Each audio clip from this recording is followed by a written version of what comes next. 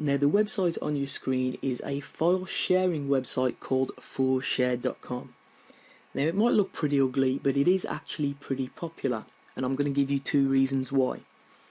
First reason is that it's free to use, so I can upload files to this website completely free, and it stops my hosting account being used just to host files that are being shared online. Secondly, there's lots of illegal download products being shared on here. Now that's obviously unfortunate for product creators and people who are having their products shared for free illegally. But as a marketer, we have to take advantage of those opportunities.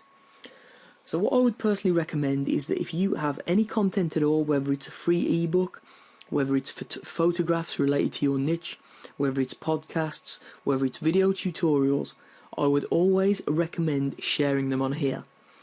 Now, the key to getting people to download them is to name them similar to what people are going to be looking for on here.